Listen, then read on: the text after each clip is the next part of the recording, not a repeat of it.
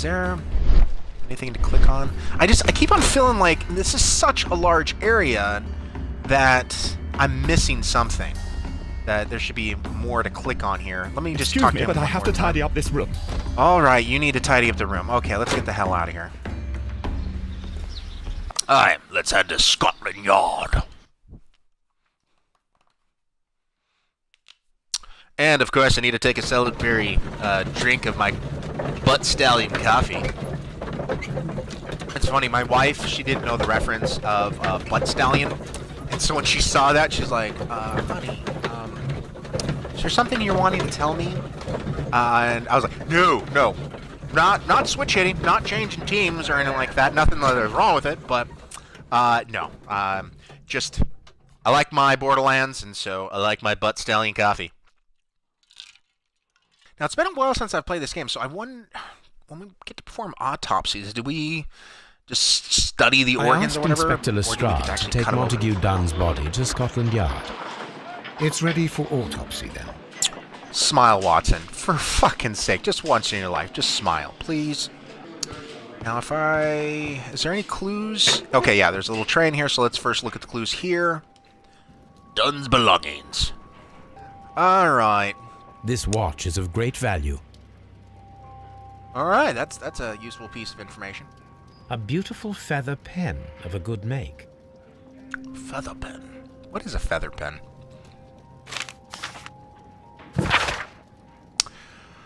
My friend, your posters for the great expedition at Kew Gardens are very beautiful, but it is surely unnecessary to mention all of the staff. My name alone will be sufficient, Montague Dunn. He sounds like he was a bit of a douche. Like, fuck the help. You only need my name. I'm important. Place the club card. Okay, that is a little gamey kind of thing. Placing the club card upside down, so you have to turn it. A membership card for the London Crest Club. The London Crest. Alright, we snooped through his belongings, and I do believe that's it for this room. Let us... I think if I remember correctly, it's down here. And yes, it is. Okay, let's look at his body.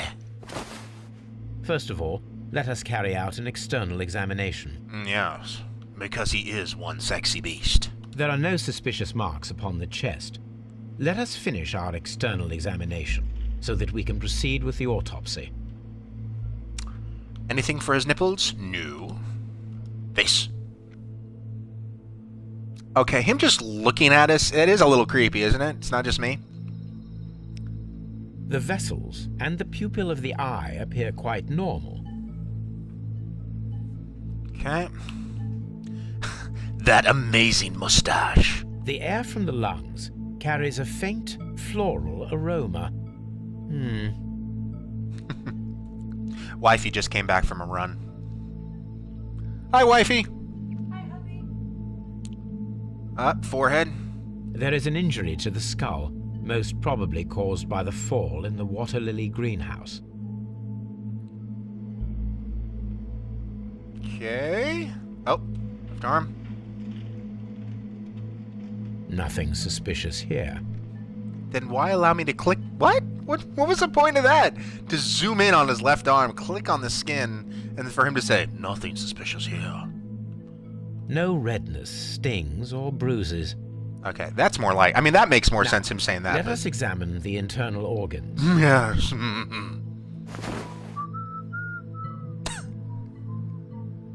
Is that Watson just whistling while he works? Cutting up a dude, cutting up a dude.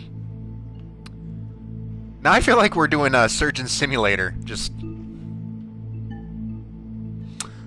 lungs. The lungs are congested and edematous.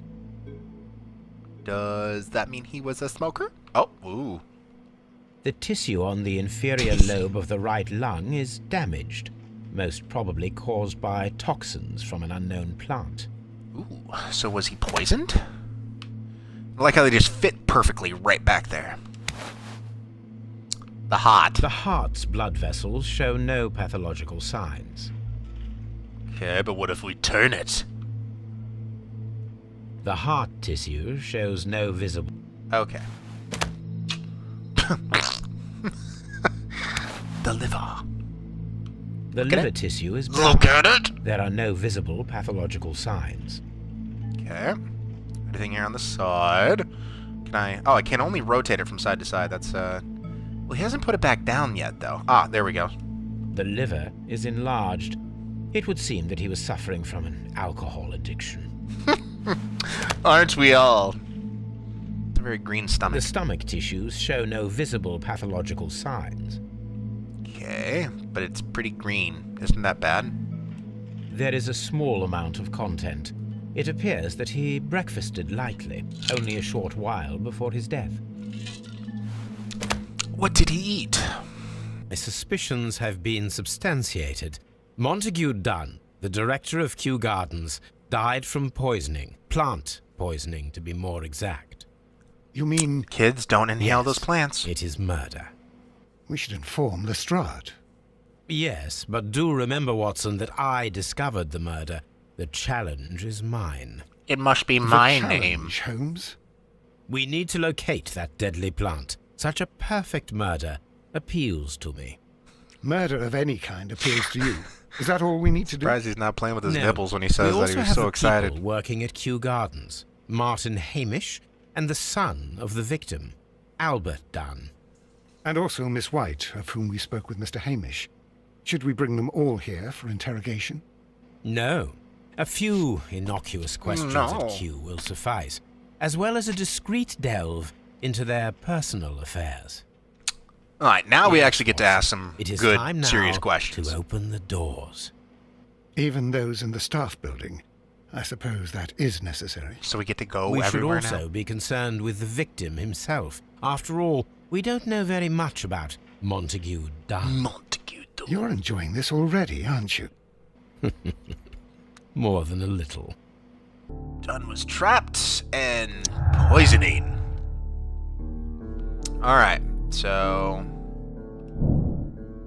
Dune was poisoned after being trapped in the Colonial Collection Room by the killer. Montague Dune was affected by inhaling a virulent vegetal poison. Blah blah blah. All right, is that it? I thought there was another one down here. Did that just go bye-bye once we learned all the clues? I guess it did. All right. Anything else? Okay, Watson. Thank you for blocking my way.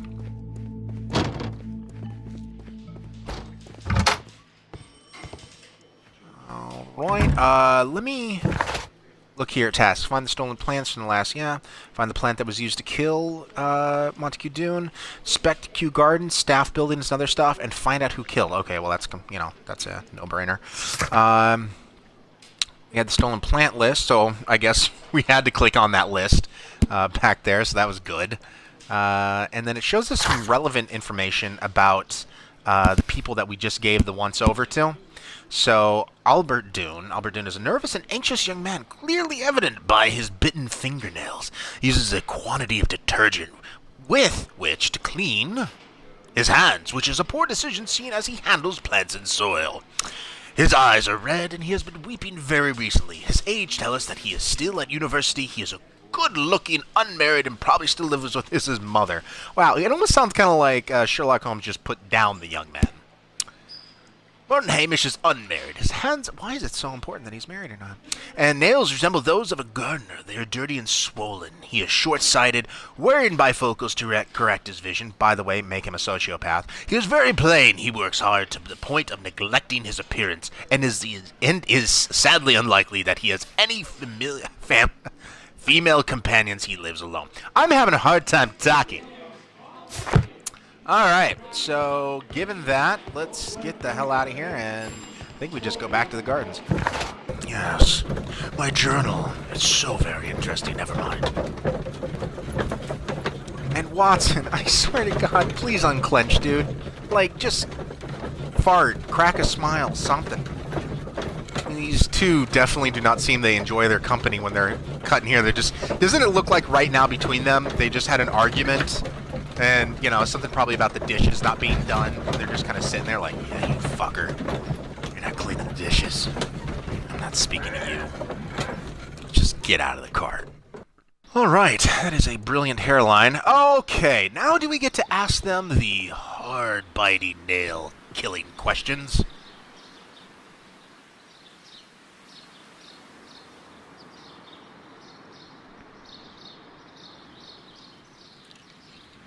Okay, there we go. That's what I was expecting. I was wondering why last time when we talked to him, we couldn't really ask him that much. Okay, empty. Mr. Hamish, can you explain to us what happened to the colonial collection? It seems somewhat depleted. But, most likely maintenance work, tidying up. You're not sure, then? But you're the deputy director. Well, I am busy. I cannot be everywhere at once. Why not? What was your relationship? As deputy director, how was your relationship with Montague Dunn? To be honest with you, Mr. Holmes, it could have been better. You see, every Tuesday he would carry out his inspection of the gardens, but it was solely to make an impression, great pretense that he cared at all. He would give out absurd orders, ignoring anyone else's opinion. He would then disappear for the rest of the week. He was what some might call a man of action. I'd say rather he was overzealous. In a botanical and garden. Chaotic. So after all, it was no wonder, perhaps, that he ended up like that, if you take into consideration his kind of lifestyle. What kind of wild lifestyle can you have when you watch plants? You mentioned that Mr. Dunn led a particular lifestyle. Well, it's no secret that he enjoyed, celebrating, shall we say. He was a member of the London Smart Set. He was famous for it. That and... And? He had an eye for the ladies, to put it mildly, Mr. Holmes. Oh, I should have been working at a botanical garden. Mr. Hamish, can you tell us who holds the keys to the locked greenhouses? That would be Albert, Mr. Dunn's son. Yes, Albert keeps all the keys, and one can only imagine why. What do you mean? Well, he was never interested in Kew Gardens before, and now all of a sudden he is trying to act as if he owns the place. I think he wants to take over the management here. He'd do better to leave that to me. He has no experience. No, none at all. Maybe you feel like killing him? What is your opinion of Albert as a student of botany? He's useless. I often tell him so, and I can only give him cleaning tasks. Botany is not his life's work, and his father well knew it. He was furious about it. He was? Oh, yes. He forced his son to work here, and he never missed an opportunity to criticize him publicly. Are you able to elaborate on that? Well, for example, with our last exhibition here, Mr. Dunn had Albert make a presentation speech. But then, while the lad was speaking, Mr. Dunn interrupted him, asking him difficult questions, making him look like a failure. It was with the intention of making a fool of him, Mr. Holmes. Well, that sounds like an awesome father. That must have been terribly humiliating. Yes, he was crushed, and he had to leave. Everybody was making fun of poor Albert. That is, except for Miss Margaret White, who is such a nice lady and who always takes pity on Albert. Would Albert kill his own father? You mentioned a Miss White. Would you tell us more about her? She is a student who works here part-time. She is quite charming indeed. She possesses a great talent for botany. You should take a look at some of the experiments that she carried out in the laboratory. Ah, if only she were not so naive. Why naive? The way she used to flutter around Mr. Montague Dunn. And he... Why, he couldn't help but be flattered by all her attention. How could an intelligent woman such as Miss White not see through his game? I can only scratch my head and wonder. Scratch, scratch. Lethal plants. Hey, you Tell got any? me, Mr. Hamish, do you grow the more deadly variety of plant here? You mean insectivorous? Yes, but nothing larger than that. Well, I'm glad that was Thank you, caught Mr. on Hamish. video. We shall continue our investigation. So, Locked. yeah, this stuff is going to be locked. From the sound of it, I need to go talk to Albert first and get the keys. Palm House. Yeah, I'm so glad you read that. In case you're wondering, this is just what Southern California looks like. Rocks and palm trees, everybody. All right, let's talk about Miss White. Who is Miss Margaret White? As if I don't know. She is the young lady who studies with me. She visits here sometimes to help out with the greenhouses.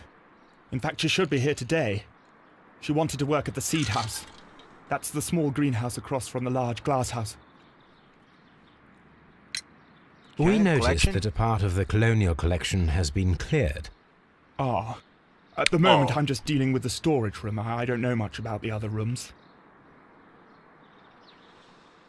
Yeah, see, if I already had to take a guess, I'm guessing he might have maybe accidentally killed his father?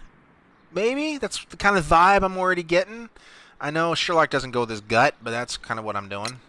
I imagine that your relationship with your father may have been a strained one. That goes Yes. without saying. I cannot say that he was a kind man, for he never listened to me at all. He forced me to work here. But now, after his death, I've been pondering it over. Perhaps he wasn't so wrong about me after all. I have to follow his path, and I have to manage Kew Gardens, and I can do it. I can be as good as any other who works here. Would you please tell us about Martin Hamish, the deputy director? Well, Well, I have to tell you that Mr. Hamish is not and has never been the deputy director of Kew Gardens. My father would not have tolerated it. Indeed? That is most interesting. He told us that he was.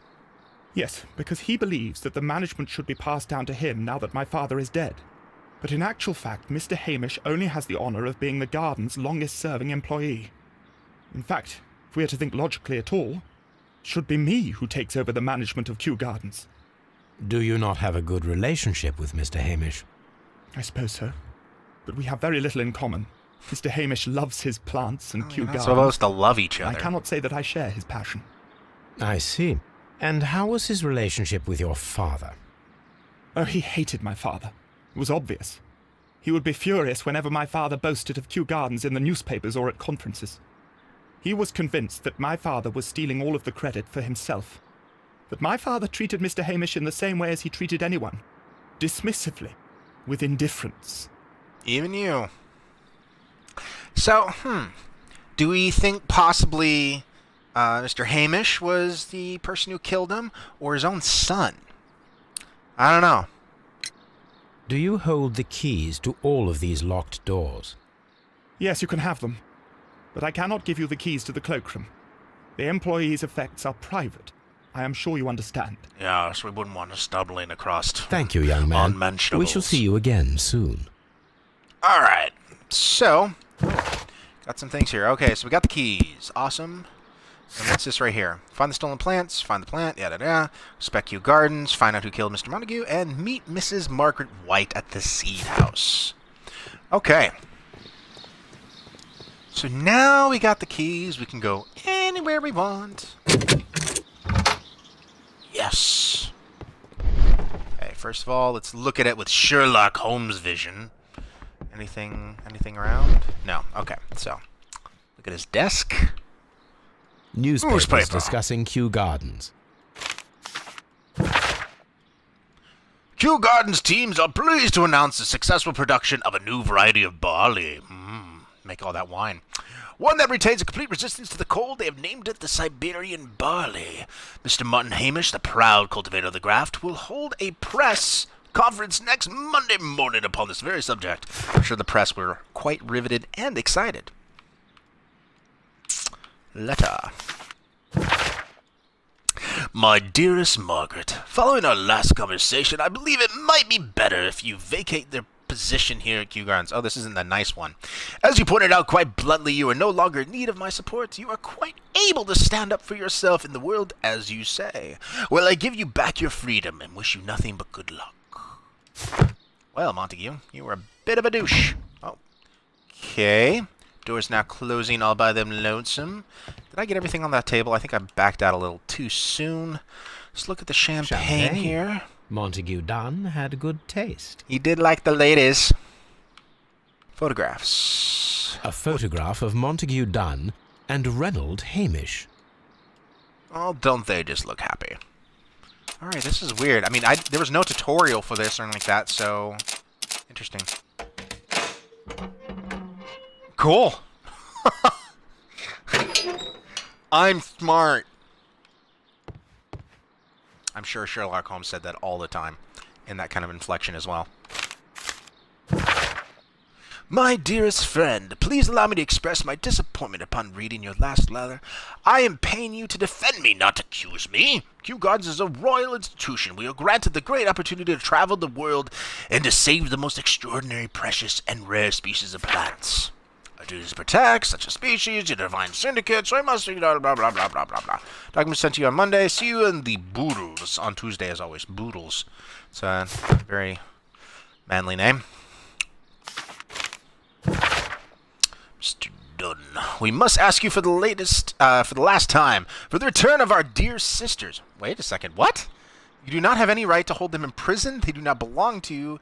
I bet you anything these are plants or something. Your so-called permissions are wholly false. You are hiding behind lies. The lie we need not elaborate. That was reported in the press as the case of June 14th, 1889. So I'm guessing I'm going to have to go search through newspapers now for June 14th, 1889. What you've done is quite abhorrent. We be sure that we shall never abandon our family members. We trusted you and regret have done so. The Divine Syndicate. I'm guessing already. Yeah, it's a smoking gun. We're not talking about real human beings. At least I don't think so. It'd be kind of a weird twist.